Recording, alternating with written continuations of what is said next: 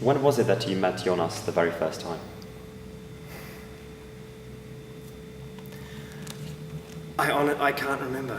It was so long ago. I have a specific moment when I remember Jonas entering my life. It was the last day of my first head organizing gig. I was organizing a 6-day conference, and it had been a tough time, and the 5th day was just finished. The first day of committee work, of GA, was just finished, and I figured the second day of committee work would work just the same.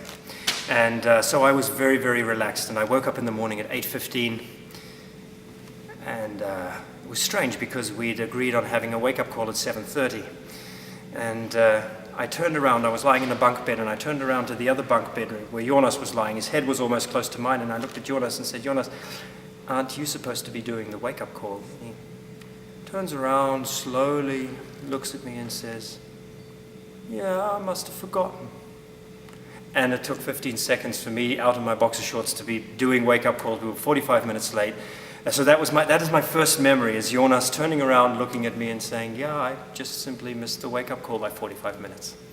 And was that 3 or 5 or 10 or 15 years ago? That was 9 years ago now. 9 years ago. 9 years ago, 2003. Mm-hmm. Yeah. So what was your first impression of him? My first impression of Jonas was his hair. He used to have this tower of hair sort of growing out of the top of his head. He's professionalized his hair a little bit in the meantime. But I also remember having a very, very long conversation with him about, I think it was about very deep topics. It was about ethics. It was about the future of EYP. And we were talking about topics that are sort of still relevant today. So I remember being mesmerized by what he was thinking about, where he thought we could go. And yeah. Did you become friends straight away?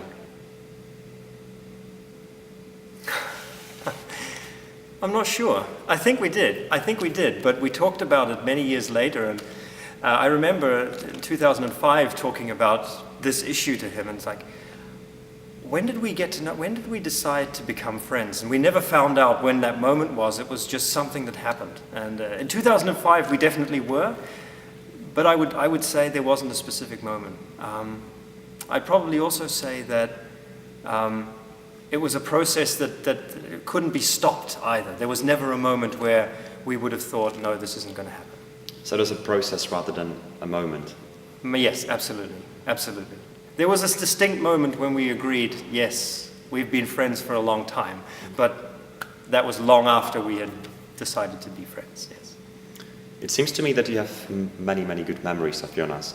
Do you have a memory that is kind of miserable, awkward, not really pleasant, something you would like to forget about? Not a single one. Not a single one. No. There has been some debate about Jonas's presidency of this session. Some people have referred to him as perhaps being a bit too old for presiding a session. Do you have any thoughts about that? Jonas isn't old, he's 2 years younger than me. No, I don't really. I think it's, I don't see the point of the discussion, to be honest. If someone is ready to preside, what's the age? You know, what's that make a difference? In the end, we have people who are 22, 21 presiding international sessions too. So, not really. And I mean, look at him. You know, such a child sometimes. It's wonderful. What are the first things that come on your mind when someone mentions Jonas's name?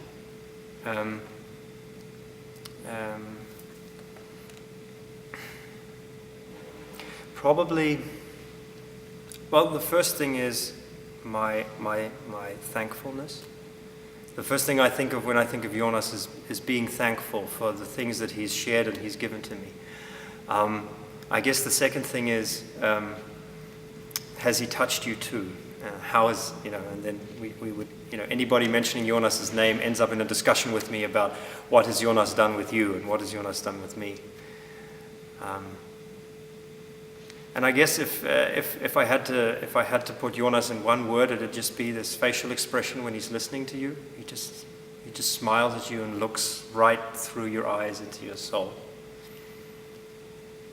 Do you think I'm gonna stay friends for life? Yes. What do you think is the most valuable thing that you have received from Jonas? Has he taught you something special? Or do you think you would have been different without knowing him? And has he changed you to the better? Yes, yes, and yes. I think are the answers to that. The most valuable thing Jonas has given me is his trust. I had a long way to go to become who I am, and I had to grow a lot to become who I am. And I think Jonas was the person who saw the tree in me when I was a little sapling, and even when I was growing branches in directions that maybe were not the right ways, he would be the one to prune them. He would be the one to point them out to me, and he would be the one to water me. He would be the one to hold me. I think if it wasn't for Jonas, I would in many ways be more shallow, more boring. I would be poorer, have less stories to tell. It's going to be Jonas's birthday very soon. Do you have a message for him you would like to share with him?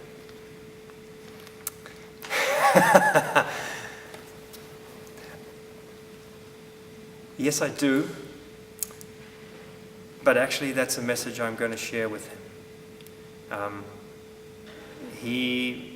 Jonas and me have shared many messages already, and it's something that I think I would like to do when I'm sitting with him in a quiet corner, and I will. Anything else you would like to add?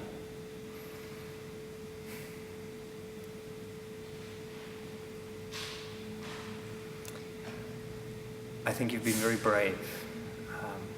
I think you've taken a long path, and I think this is what you consider to be the end of that path.